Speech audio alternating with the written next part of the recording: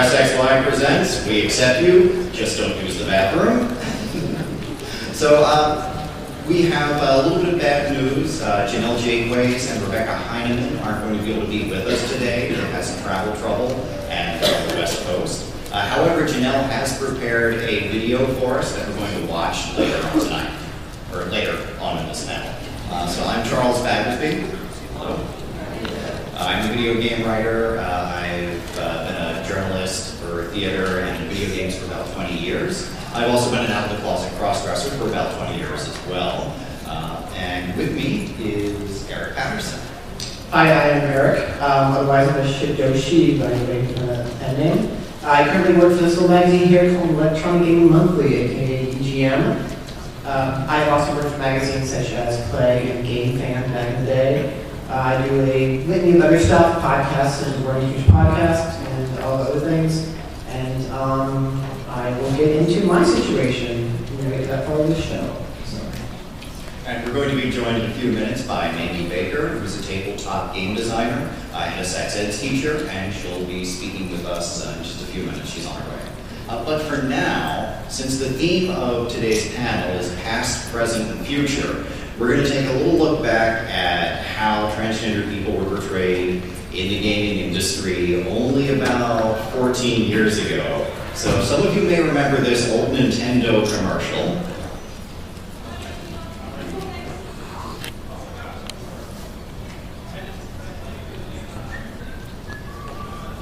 And this is a real Nintendo commercial for the N64 from about the year 2000.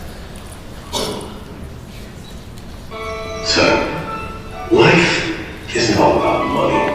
No, family, health, happiness, those are the important things.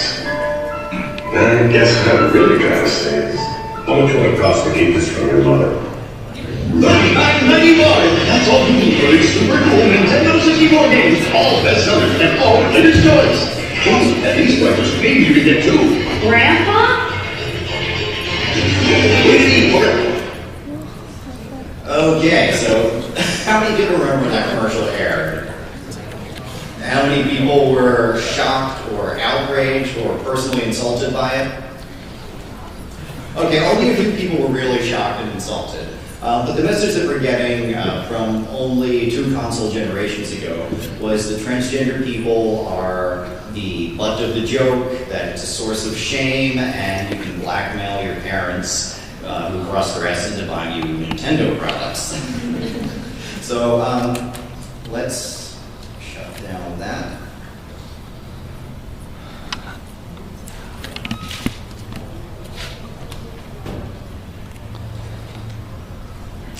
All right, and now we'll discuss past, present, and future of video games. But joining us just now is Mamie Baker. Eric and I have already introduced ourselves. So Maggie, can you tell the audience a little bit about yourself? Sure. I'm Mamie Baker. I write role-playing games and I teach sex ed.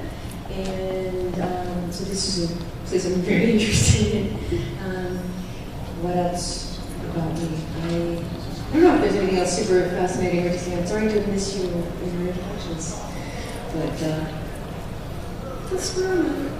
All right, well, now we'll each take a turn talking about how the old days used to be. Now, I've been an out-of-the-closet cross-dresser for about 20 years. This is long before video games were a major cultural influence. I started by working in theater. And when you work in theater, people really just see cross-dressing or gender play as part of your day job. And it's really no big deal to come out and tell your theater buddies, oh, by the way, I don't just wear a dress when I'm doing a Shakespeare play. I also do it whenever I feel like. So, but with the video game industry, it's a little more controversial. Other mediums, especially television, used to be very conservative. And it seems that transgender people are the last civil rights barrier to be broken. That companies that are very overt about discussing how tolerant they are of religious or ethnic or sexual preferences, they would clam up and become very hostile towards transgender people. And that was only 10 years ago. And over the last decade, there's been a drastic change that's occurred. But in terms of the gaming industry, we had a lot of people in the 90s and the 80s, classic game designers, who had their careers ruined because they came out of the closet. And these are industries that it wouldn't be a big problem if they had just come out of the closet as being gay, but there is overt transphobia. And a lot of the classic game designers who came out, they resigned from game making. There's a few great ones who've stayed in the industry that are carrying the banner for a new generation.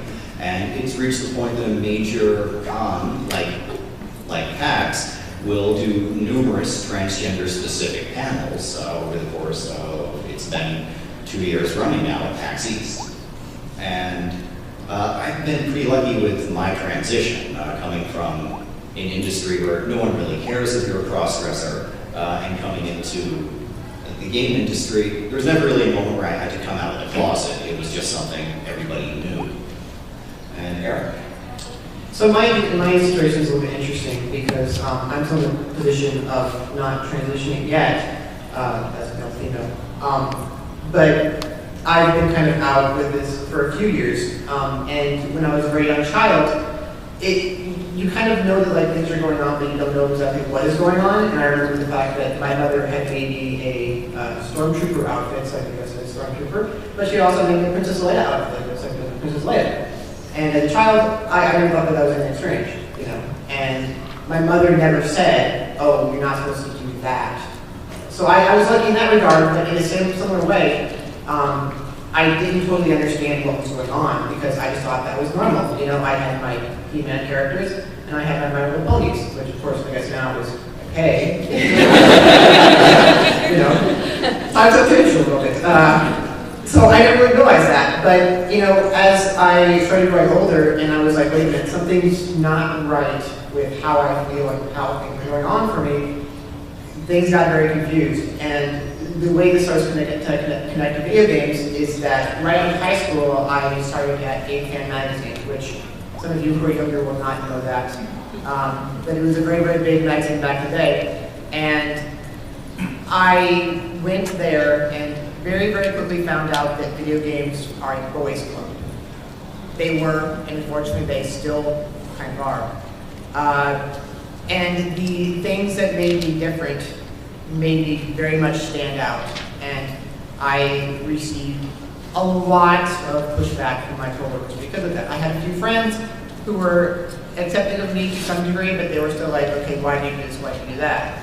I remember one time the fact that it came up that I shaved parts of my body that maybe men shouldn't be shaving, you know, and that was a huge ordeal at the office of the Game Fan because I did that, you know, and at that point, so I really didn't understand, but I had to work very hard to keep that side of me repressed and keep it away, and I think part of that is the reason why it took me so long to really come to understand what my situation was, and a few years ago, did finally figure that out, started dealing with it, but my situation at that point was the fact that, and I'm not saying I'm any kind of celebrity by any means, but I did have people who knew who I was through Game Fan, through the magazine I worked for at the time, Play Magazine, through my various fan projects or whatever. I had people who knew me, and that was kind of terrifying. In your own world, whatever whoever you are, whatever you are, if you have a secret that you're kind of hiding, and then you decide, I'm going to tell other people, that can be a very, very frightening thing. You know, how is my family going to react? How are my friends going to deal with this? You know, what are the people around me going to think? You know, in my situation, I had that, and then I had all these people who were talking to me over my history of stuff and saying, oh, I love because of this, that, you know, I follow you and everything. And I was like, oh my God, how are people going to react? So that was kind of a weird thing for me, and I'm actually not officially completely out about this, so it's like the worst kept secret that I've ever had. So it's kind of like, I talk about it, and I don't make it a big deal, but I don't just come out and say, hey, I'm trans, woo, you know. Although technically you just did.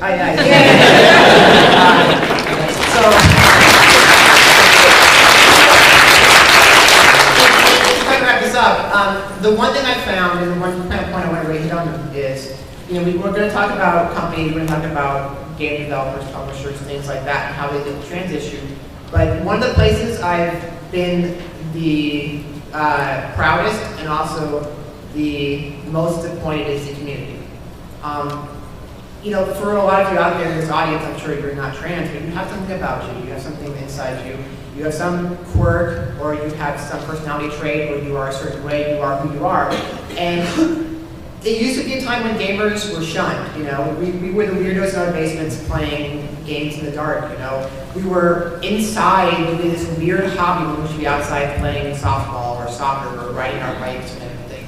And so for so many years and for so long, we were, you know, ostracized from the world because we played video games. And we had to say, we're going to rise up and get beyond that, and we're going to be gamers, and we're going to be proud, you know, and that's great, that's out there.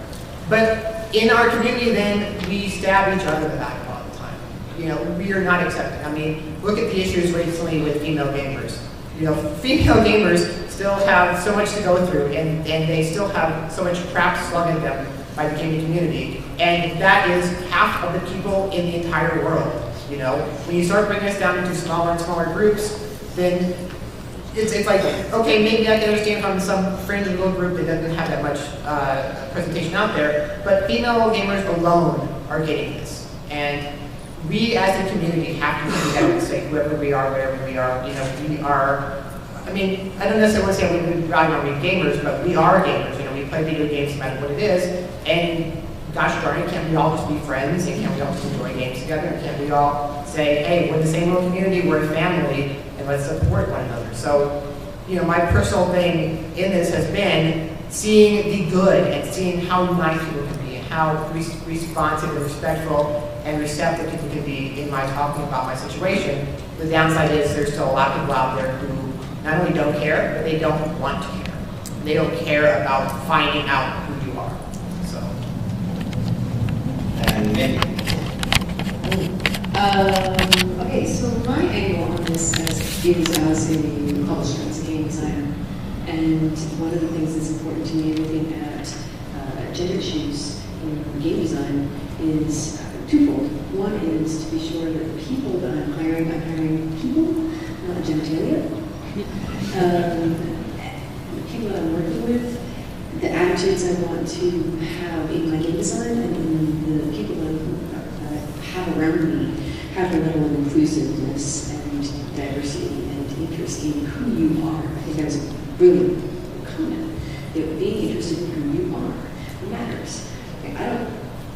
As a game designer, what I want most is for you to enjoy playing the game I'm making. I don't care really about anything else. You know, it could be, I could really, like, you know, and part of my game design involves, like, I want to have themes and details in my game design that support some of the cultural shift I want to see. Because I really do believe in being part of changing my own microculture and looking at how we can move past the ideas of, you know, this is what games should be, and this is the boxes you should put yourselves in, and looking at how we change our microculture in the directions we want it to go. So if I'm wanting to be more aware of gender diversity, I have to walk the walk, and I have to have that in my game design. So if I write my game design in Apocalypse World, which is Vincent Baker's game, Vincent's game, but I have a lot of input on. When you get to the place where you're talking about, is your character whatever, it's like, is your character a man, a woman, transgender, concealed, ambiguous? You know, so looking beyond a bipolar vision in my game design, even if people default to a limited scope, raising the question so that the visibility is there in the design. And that permeates my whole attitude as a designer to be raising the question. Some of the game design that I do is more like emphatic than others. There are games that are very distinctly dealing with issues of sexuality, gender, and expression. Some of them, it's not really there at all. But I want the questions to be raised. I want them to be raised through my art. I want them to be raised through my mechanics. I want them to be part of what I'm thinking of in the process of designing. That I'm not designing for, this little segment, whatever that segment is, but that I'm designing in a way that's accessible, and it's flexible. And I think that's one of my favorite parts about gender, is it's flexible. That's so cool. It's my favorite bit. And to have that show up in my game design, that you want to play, you want to play someone who's like cisgendered, that's their thing, and it's like hardcore, and do the thing. For those of you that don't know the term cisgendered, that's the polite way of saying not transgendered. Yeah, and like that this is like an educational moment, like a teachable moment that in my game design too, it's saying, be aware of these terms. That there's more out there in the world of sexual expression, in the world of gender expression, than you probably know. And I probably know. One thing that I had to really come to recently in my game design was being sure that, there are people who really identify as asexual. So think about that, Meg. Think about that. What's that mean for my game design? So having all these issues of how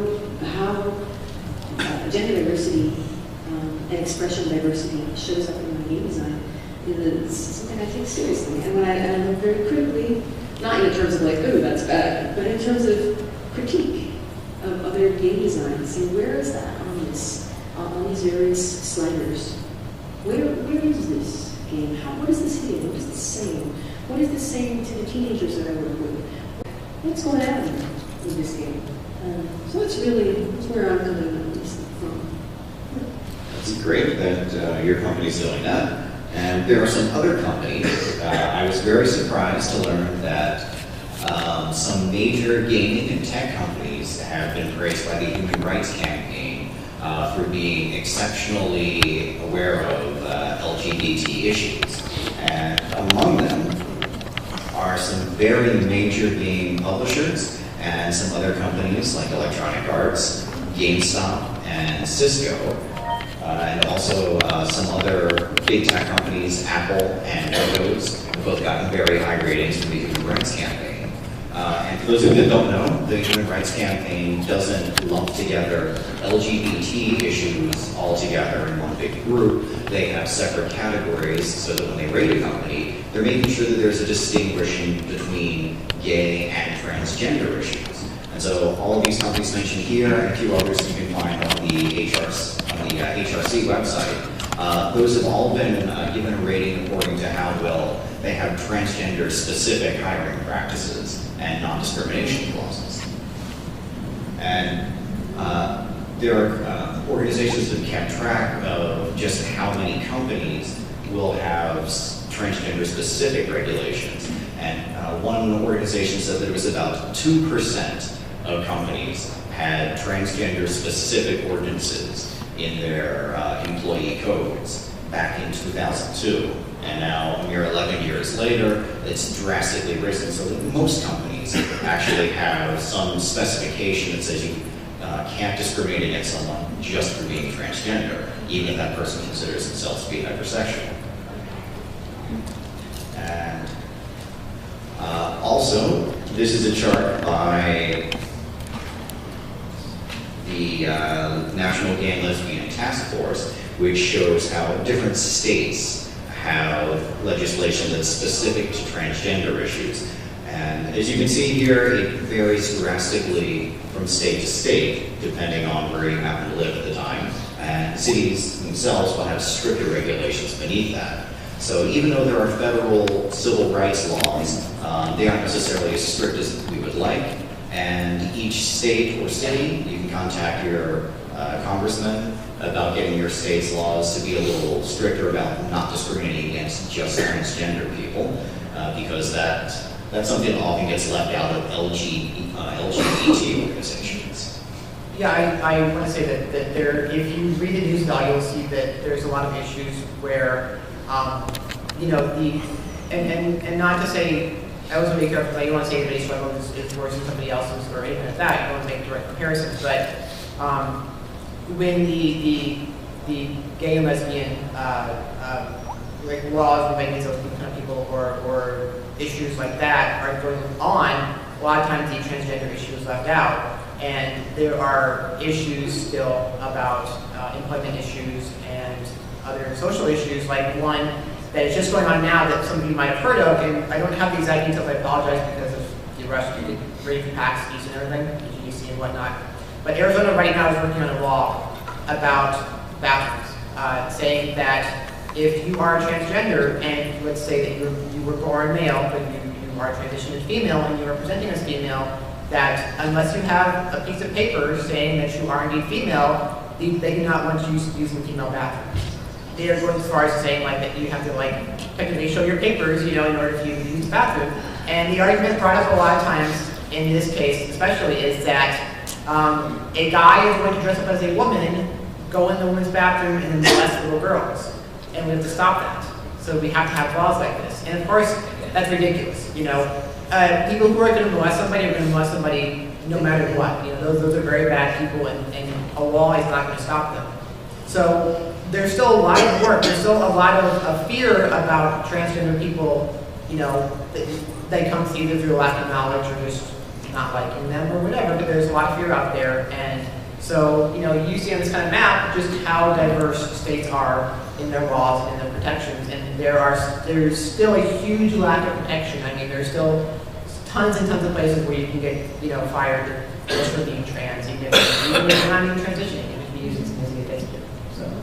And a lot of this hostility comes from the stereotype of the predatory trickster transgender person who dresses as a disguise to lure in innocent men for our fiendish plans. And also, part of it is, it's a subjective viewpoint where the observer is thinking, you're dressing like that to screw with my head, not because you're dressing like that because you like those aesthetics. And so that's one mindset that we need to focus on kind of breaking through. That I'm not dressed like this to trick anyone, I'm dressing like this just because I happen to like it. And if you were at the panel last year, I don't know if any of you were, the one we did here at PAX East, one of the things I brought up in that was the internet term trap, you know, if you've heard of trap. And that's it's the cute young boy who's dressing as a cute young girl to trap somebody. And that's still one of the perception issues that people who are transgender have, is, like Charles said, the fact that we are doing what we're doing not because it's who we are, not because it's what we want to be, but because we want to involve you somehow. And we are so concerned with somehow gazing over on you that we are going to actually go to these great lengths. Yeah, I think both points is two things. One thing, like my sex ed background, it is more likely that you will be struck by lightning than molested by a stranger, like especially as a child. Especially like if you're under like 13, it's more likely that you're going to be struck by lightning than molested by a stranger. But the fear that gets put in to our culture and our children, I have 3 kids, 2 who are teenagers, so anyway, the fear that gets put into them is strangers. You know, what about your coach, or your crossing guard, or your priest? You know, all these things. So the fear that gets layered on top of, you know, not knowing, like, because some people still are in that space where they don't know, like, what do I do? What pronouns do you want me to use? You know, it's a thing. So there's that, just from the background. Just real quick, I want to say that to back up, you're saying about that is not, it's not strange to you to somebody close to you. Yeah, well, like what Charles was saying about, like, someone dressing like that, someone who's cross-dressing, and they're doing it in a way to like lure children in. This is crap. And like we know it's crap, but the data, like looking at the scientific data analysis, like it's more likely to be struck by lightning. And I'm just saying that I don't have the scientific data behind that, but I have watched enough Law and Order SVU. Yeah, that's a huge thing. And then like the other part is looking at the fear angle, which I think Charles also mentioned. And like we wind up living in a world, if you go back 200 years, everyone who's wearing pants in this room, you are male. That's how it goes. Sorry, because the way that dress shapes, I mean, the way that it marks people in their roles in society, in their gender roles, in their status issues in terms of socioeconomics.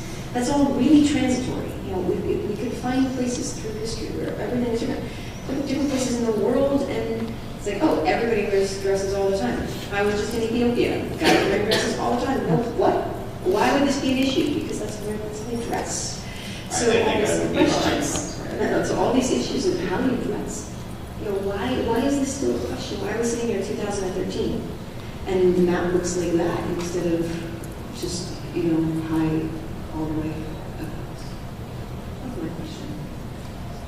And we have a video from Janelle Jaquays that we'd like to show. But first, I'd just like to talk a little bit about how the future, based on the progress that we've seen over the last few decades, where there has been a much greater focus on tolerance and understanding transgender people. The progress is coming, not as fast as I'd like to see it. We still have both The Simpsons and Saturday Night Live using transgender people as the butt of their jokes, just as recently as last month. And I was going to say that I don't know if any of you watched the NBC sitcom Whitney. If you don't, there was a recent episode called Lost in Transition, where Whitney's half-sister comes out as being female to male. And that show did an amazing job of handling it. I mean, you're always going to have little things like, okay, they could have done this better, that better, but they show this character coming out, they show this character going to the doctor and talking about the serious issues, they got the terminology all correct. It was really amazing to see the fact that this is a half-hour sitcom where you don't think you're going to have an in-depth, a great look at the issue of being transgender, but it was. So, as many bad examples as there are starting to be some good examples. Yeah, absolutely. And I think one of the places that I see that very strongly is, believe it or not, with teenagers. In my children's school, there's both a teacher who is an F to M, female to male transition. It's seamless. Like the only thing we got was a note from the school saying, oh, by the way, this teacher's going to go by a different name now. That was it. Nobody cares. Favorite English teacher in the school. And then the other thing, bathrooms, you mentioned earlier, like, I was at a dance for 7th and 8th grade kids earlier this year. And one of the kids came in, what a cute kid she is. Doll in her 7th grade dance. And then it's clear, because I remember her, one of the teachers, she went and talked. She said, I'm going to the bathroom. And then she stopped and asked the teacher, which bathroom should I use? It was cool, this little conversation. And then it felt about, it's like, well, go with your biology for now. And you could see in him, he's like, I'm sorry I have to do this. But he was a 7th grader who was totally out and didn't dance. Anyway, so that's where I see the future and the change. And I totally think that it's happening. The map is going to roll, and it's going to happen because, like you said with the sitcom, Lost in Transition, things happen. We see media moving culture. And we saw it with Ellen, when Ellen came out, and we all know how cool Kurt is, because if you don't, okay, thank you, somebody, yay. Okay, so places where culture shifts, and it shifts in little bits and it shifts in big bits, and I think the Lost in Transition episode is a really kind of a big moment. There is, you mentioned about the teacher aspect, and there is a very important story that just came out from the UK, and again, I apologize for not knowing the exact names in this case, but it was somebody who was Filipino, and she had transitioned, and she was a teacher at a school in the UK, and somebody at the Daily Mail just totally read her in the paper, said, oh, look at this freak doing this, and that she was hurting her children by doing it, and that not only should she not have become a female, but she should have employed to a different job. She should not be around children at all. And the news story this week was the fact that she killed herself. And you can't directly say, okay, this, but this, but we know the issue of bullying. I mean, you know, even past the issue of being transgender, you know, bullying is a huge problem, and that is definitely a case where I think that's what led her to do that, because when you care, you know, I have to assume that she was a good person. She was not trying to hurt her children, and doing what she had to do for her life is not anything against her children that you know she was teaching. And then to have somebody, that's, I guess what I'm trying to say is the fact that that's the problem, you know, with anything, is that if you decide I'm going to live my life the way I want to live it, not to the whims of other people, that is one of the issues that we face, is people not just saying I disagree with you, but saying I disagree with you and I make you a horrible person and I am going to rally against you, you know. And so it's like one step forward, half a step back. I would like to hopefully say half a step back, you know. But so we do have to make these issues, and we have to realize that there was a panel last year here at PAX East about the issues females face in the gaming community. And one of the things that was brought up was that male gamers have to speak up. You know, if you hear female gamers getting ridiculed online, getting called names, you know, you can't just sit there and stay silent. And that's with everything, is we can't stay silent about other people's issues. You know, we can't say, I'm not that, so I'm not going to worry about it. And we have to come together and help each other. I know it's hippie, you know, but we have to do that, because if we don't, I think people, we are not going to progress. Well, it's right up in the 80s, you know, when the AIDS epidemic was first seen, you know, the silence equals death. You know, it does. You know, and speaking up is incredibly powerful. We talk about bystander. Know what bystander effect is? Yeah, cool. That's not outline, and there's a lot of them, which I'm glad.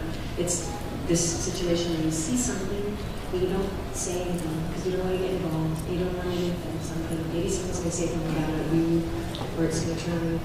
It's powerful, and it takes courage to say, you know, that joke is not cool. It's also really small.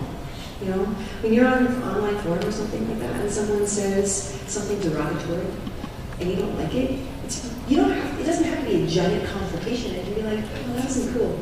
Okay, moving on. We're going to go back to doing what we're doing. There will be these tiny, tiny things of reinforcing the social shift that you want to see. Saying, not, you know, oh, I told a horrible joke. Not so cool. Okay, moving on. Yeah, but a problem that I've been getting more often, which I'm happy to see, is people that are struggling to find a polite thing to say. You know, being here at PAX, a lot of e-game companies know me by my name, Charles Battersby, and when I come up and say hello in my pencil skirt and pumps, I will often hear, oh, hello, ma'am, sir.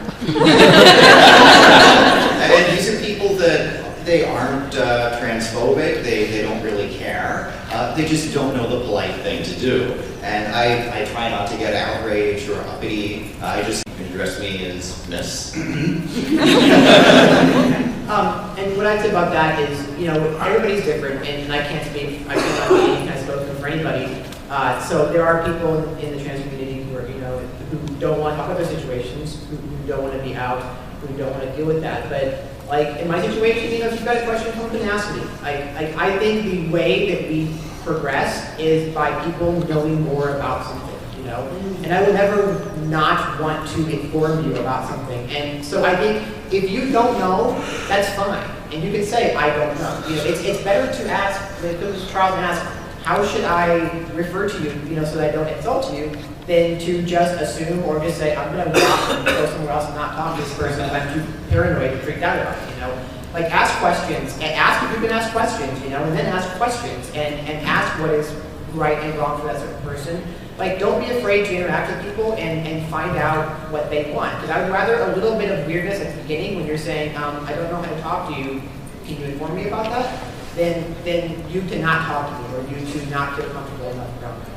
I think it would be great if we got to a point where there was just an easy part of talking to anybody was just like, so what pronouns do you prefer? You know, what if that was just a part of it? Like, oh, what's your name? What pronouns do you prefer? You know? Wouldn't it be cool? Thank you. Do it all the time to everyone, regardless of whether or not you expect it to be a pronoun that you're expecting. I'm sorry. No, you're totally right. This is exactly the thing that I care about, and I mean, in a lot of situations, I try really hard introducing myself and explicitly doing this, even when I have a really strong feeling that this is a cisgender person who has their preferred pronouns that match with their presentation, and that my sister looks entirely male, has no interest of doing anything to look female, but her preferred pronouns are feminine. There's no way to know that without asking.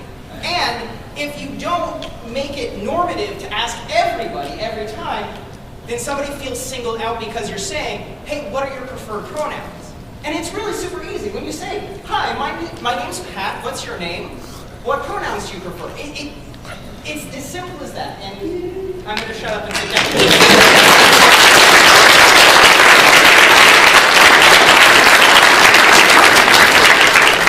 We'll have audience questions in a few minutes. So you can tweet them to #PressXY. We're also going to watch Janelle's video. But before we run the video, I just want to talk about one issue. Another happy problem that I'm always glad to have to deal with, and that's what I call the vanity trap, where people will sometimes praise a transgender person for conforming so well to their new gender, or inform you of just how fascinating it is and interesting that you're a transsexual or a transvestite. And it's great that people are stroking your vanity with these compliments, but ultimately the goal is for people to not really care. It's just something you do. I think part of the problem is, if you look at the porn industry, the tranny is a huge fetish out there, and so, people who transgender get fetishized all the time. So first, they are not fetishes, they are human beings. Remember that, and then also, you mean well, but if you say, oh man, you totally don't look like a man anymore, that's not a great unless they are female to male and they're trying to look like a man, and you're saying, I don't know. Just be careful. And we'll run Janelle's video right now, and then we will take questions. You can line up in the center for that, or you can hashtag your questions, or tweet your questions to PressXY. But let's run Janelle's video. And Janelle and Becky both really wanted to be here today, but they're stuck out in Seattle, so they prepared this.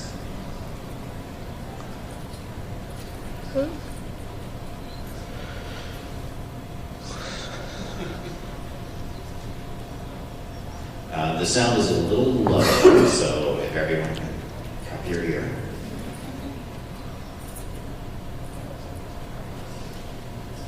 Hi, I'm Janelle Jakeways, the Chief Creative Officer of Old School.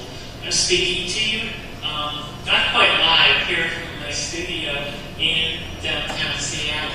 So a little bit about myself. I've been working in the game industry for a very long time. Let's just call it all my entire adult life. I started when I was in college doing artwork for role-playing games. Soon got into writing adventures for them with a small publishing company called Judges Guild. But then went freelance for a year, and then went to work for Coleco, the creators of ColecoVision. I left the company when they kicked out everyone who was making video games during the video game crash of 1984 to 1985. At that time, I was director of design. Every ColecoVision title that came out from Coleco came through my hands in some way or another. I freelanced for a number of years as an artist and game designer, ending up at TSR, the original publishers of Dungeons and Dragons, working as a cover artist. From there, I stepped back into the video game industry, doing level design in software, working on titles like Quake 2, Quake 3 Team Arena, Quake 3 Arena, forgot that.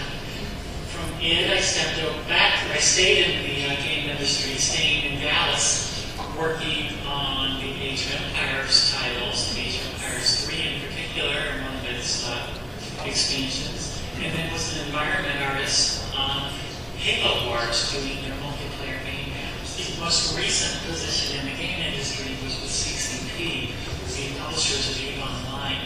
I was working on another MMO as their lead level designer, the World of Darkness MMO based on their Vampire Masquerade game. So, obviously, at some point, I chose to stop being who I was and to let the real person come out. This started about 2 years ago. I started actually dealing with the gender issue in my life. It's been there all along. So, what to do? I worked for the game industry. Everyone knew me for 30-some years as the name I was. How do I reconcile that with being myself for the rest of my life? Well, I knew from almost the very first that whatever I would do, it had to be public when I finally came out. And that's how I worked with transition. I started in the summer by getting together with another trans woman I worked with. We met with our department and tried to convince them to change their healthcare policy. After coming out to human resources, the next steps were to come out to my managers, beginning with my immediate manager. I used a letter to come out to him. He read a 3-page letter I'd written to him over lunch and was immediately accepting. My next manager, the producer for the project, it took about a month to catch up with him. He was traveling constantly. Finally, the way I came out was I sat in his office and over the course of less than 5 minutes just shared that I was trans. He said, basically, fine, you're not our first rodeo.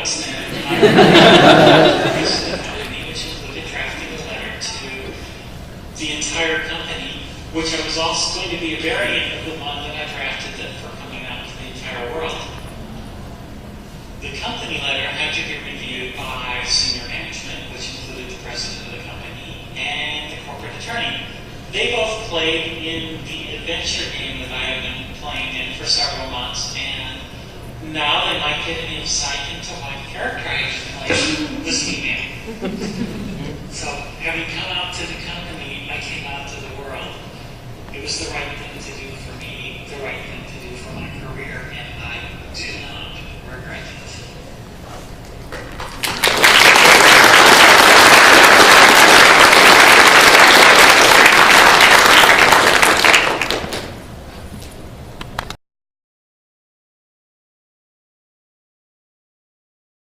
We had a panel last year, not we had a panel last year, and if you go to pressxy.com, we have that panel actually up for you to watch.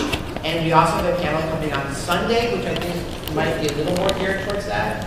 Yes, we'll be talking at length about what companies are doing a good job with making transgender characters. But the short answer on a great game for trans gamers would be Saints Row the Third, and we'll discuss more on Sunday. Now, first question. Hi. So I have a question. I'm currently in my master's program. I'm working to become a higher education. So I work in the college field, specifically aiming towards diversity. I was just curious if there's any positions within the gaming industry that are specifically towards diversity and awareness. If there's a job within that specifically, you go to that person, they're more aware of it, they go through games, if there's any sort of position within the gaming industry that allows that. Well, almost any major game company, whether it's a developer or publisher, will have an HR department with a compliance officer whose job is to specifically make sure that the company's rules on tolerance are enforced. And that would be a terrific job for someone that's looking at enforcing any minority rights issue. I think too that I think the game companies really could use more people who go in there because they're like, I will help you with diversity. Here's some ideas of what we could do. Because we're still seeing the fact that Remember Me, for example, a game that Capcom's publishing, they were saying the fact that the developers went to so many publishers and they're like, well, your game's interesting, but could it be a male character instead of a female character? So we still have a huge problem with diversity in the gaming community, in development and everything. So we need more people to go in there and say, you know, I want to help you kind of think of ways that gaming can be reversed. So maybe even idea is like start your own little firm and be a consultant too, because that's a good role to play as well. You could also look into any philanthropic foundations that deal with gaming. I understand that the Entertainment Software Association does have diversity-based grants, and they're having a hard time finding applicants for the grants, and you might be the person to help. Thank you.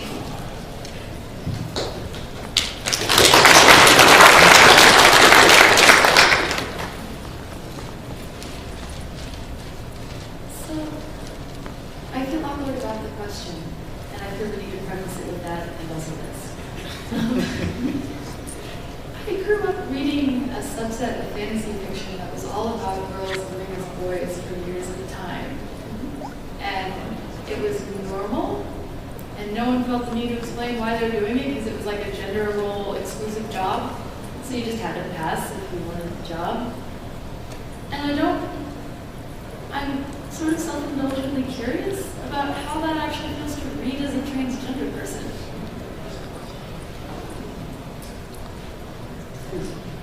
Well, when I read stories about tomboyish characters, you know, often I find it very hard to identify at all with someone who's, you know, rebelling against societal demands to be feminine. So it's very difficult for me to put myself in, you know, in the mindset of a tomboy character. You know, occasionally I will read stories where it's a character who is reluctantly forced to cross-dress in an old Shakespeare play or an old Restoration comedy. And these, of course, I find just more ridiculous the more times I see this gag being used. Interesting story about this. Not necessarily related to the story you're talking about, but I've been a fan of Japanese manga for a long time, and there's a manga called Fushigi Yugi, who has a character, if I remember correctly, a character who is male, but dressed as female, and presented himself as female. And this is before I really knew what was going on for me, and I was reading that comic, and I found out he's male, and I'm like, God, why is the one female character in the story a guy? Like, that sucks so much.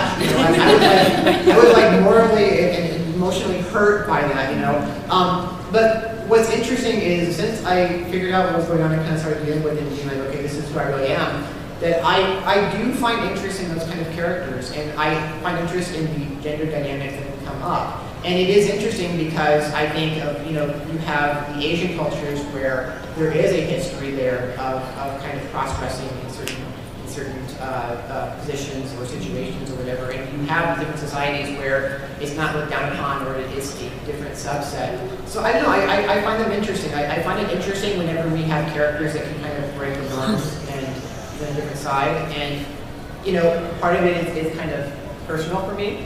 Because I'm selfish. I'm like, I want a trans character to game out there. But so it's interesting. I think. Yeah, for sure.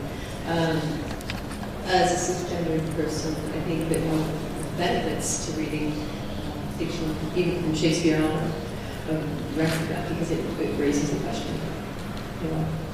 Under what conditions? Is it by choice? Which I think is a very important question. And how does it shift the way you interact with your microculture? I think it's great. I'm glad you asked it. I'm glad I got to hear the answers.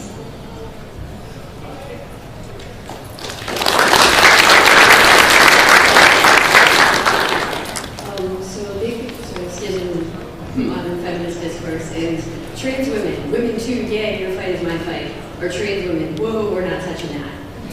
You're women, but I guess you're not women enough, to be us and for us to take over your banner. So in your experience with women in gaming, community that you found, people that are out there, how has that been working out? What side of the line are they following on that? Can I speak about that? I write for Gaming is Women, which is a blog online. We won an Emmy last year. And we have women on our writing panel who are transgender. And this is a thing that's very interesting because we have that discussion all the time in terms of, there are so many issues in terms of access to healthcare, access to jobs, access to all kinds of things that as they just mentioned that earlier, sorry, I didn't ask that you have issues of access that are common. It doesn't matter if you're a cis woman or a trans woman, there are issues of access. And then I think you've identified where it breaks down, and that becomes an issue of politics, an issue of personal, like where personal politics lie. I lie more on access. More access is good, more equality is good. If you're going to stand and fight, if you're going to stand next to me, I'll stand next to you. Most of the male to female transsexuals I know in the industry, they're very much in the view that it's their fight too. And for you men who've never presented yourself as a woman or been perceived as one, you really don't know the degree of sexism out there until you really experience it firsthand. And a couple of our panelists who aren't here today, but they have said that they've been marginalized after making their full transition.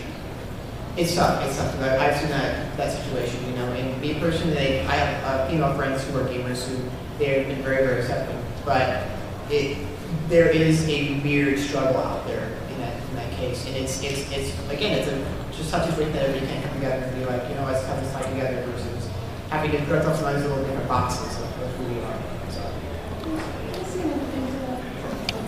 So one more thing in terms of feminism and sex.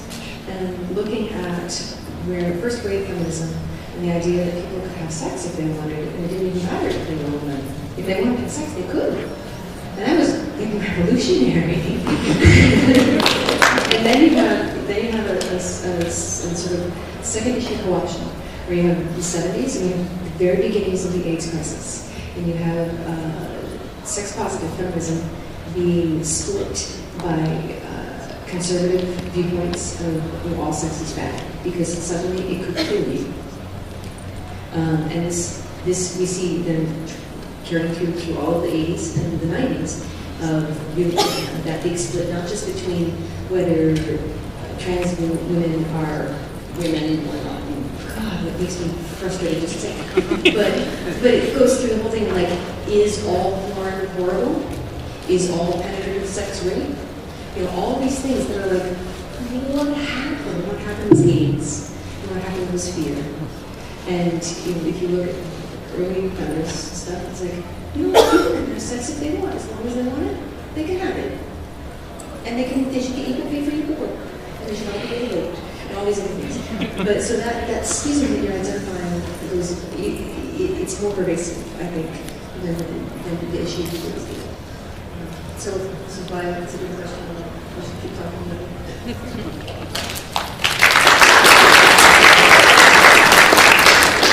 We're running a little short on time, so we'll try to get through the next few questions really quickly. You have 7 more minutes. 7 minutes? Oh, we have 7 more minutes, okay. You got a minute and a half each? All right. We have a tendency to speak of gender as if we're a binary system, as opposed to it being on a continuum. I'm wondering what your thoughts are on that, and especially the folk that self-identify as being in the middle. I know that you're going to say that, but before you speak up, I want to say real quick, the one thing I want to say is that, be who you are. If you feel like I'm a man's man, that's who you be. If you're a proper lady, be that. If you want to be in between, be it. Part of what gets part of the transgender conversations are male to female, female to male. There's a lot of grays in between that. There's people who want to be androgynous, who are asexual, who like both. Just be whoever you want to be, and you mentioned before that gender can be a fluid thing. It's not a binary. It's not a 1 or 0. And we're getting more accepting of that and more accepting of that, but it's still got a lot of minutes to go. But it should just be like whatever makes you feel comfortable, even beyond this, just as a person, as a human being, whatever makes you feel comfortable, as long as it's not like hurting somebody else, then just be that and be the person that you want to be. I kind of wish, I really love the words virtue. It makes me kind of old school. But I do, I love them, because that means that for myself as a cis woman, I can be like, I'm just totally feeling really femme today. I'm gonna do a makeup thing and the heels and the nails, and I'm just like gonna fem it up and dig it. And other times I'm like, I'm just really enjoying the butch. Because to me, those words, oh God, I'm showing my age. To me, those words imply a spectrum. They imply continuity. They imply that I can be where I am in the moment, and that I can change. And I can change over the course of the day. It can change over the course of the year. It can change over the course of the hour. That is that how you feel is how you feel is good. That's authentic to you. That's what's real for you. And the labels that people put on that is outside of you. And so being able to play with those things and knowledge that this is just what I'm in this moment. That's all. Thank you. That's a weird question. So I'm cis, but I enjoy cross-dressing. But so recently I bought thighs, and my parents were like, "You can't go out of the house." And I'm like, "All right, whatever." I want to wear hair, but whatever. That's too cool. So how would I get my parents to allow me to cross it in public? Because I know my friends wouldn't care, but they're like, "Oh, you'll see people who know us." And I'm like, it shouldn't matter. But so how would I get them to allow me to do that? What would you guys do if you were me? Well, the first issue is, your parents love you, and they will support you. If they're hesitant, they may be because they think, they're worried that you'll be embarrassed or that you'll suffer negative. Yes. I don't know that you can make your parents, it's hard to make a parent do something. You have to, I don't know, that's really tough. I have a parent who's accepting, but my parents are okay with that, with my sexuality, they know that, but it's just, they don't mean dressing, unlike a woman, which I see why they're saying that, and they love me, of course, but yeah. It's tough, yeah. I think there's no easy answer, unfortunately. Yeah. I have teenagers. If you want to talk for a minute after, I'll try to give you an idea. I don't know what would be a good one. Thank you. Oh, thank you.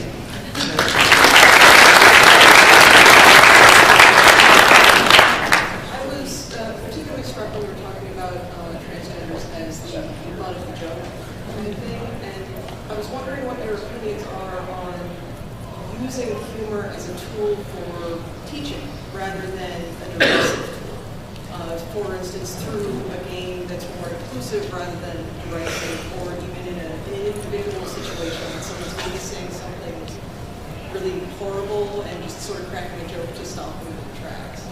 Well, in my writing as a playwright, I use humor to deal with transgender issues, but the transvestite characters are never the butt of the joke. I have a play where there's a transvestite vigilante. And he's not the butt of the joke. He's absolutely dead serious on fighting crime and happens to be dressed like a woman while doing it. And all of the good guy characters in that show see nothing wrong with what he's doing. It's only the villains that have a problem.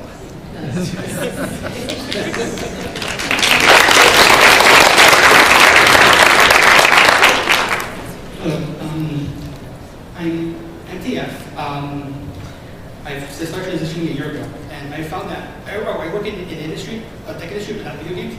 I found that I've absolutely lost interest in my job ever since starting transition. And do you have any advice, or just how common is that? Well, your legal recourse is going to depend on where you live,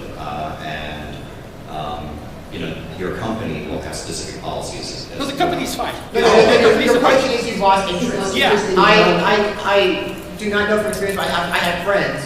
The way hormones affect you are going to be different for every person, but I have friends who were hardcore dating before they transitioned, and now they just don't care. Your priorities, your wants and desires, even your sexuality can change through hormones. And then people like love games before and love games after. Unfortunately, I think it's the same answer as the previous person. I don't think there's a great answer. I think it's just the fact that people change. Yeah. I mean, blah, blah, blah. But yes.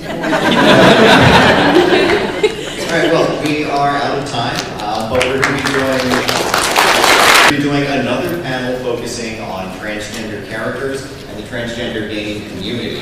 And that's going to be Sunday at 3. It's Sunday 5, Press XY. So there's that PressXY.com up there. If you go there, all of our previous panels are up there in either audio and or video form. There is contact information for myself, Charles, previous panelists. Please do not hesitate if you have questions. Let us to know. And if we can't answer them, we can get to the other people. And again, like I said before, don't hesitate to ask questions. And if you want to know, we want you to know. Yes. Thank you for coming.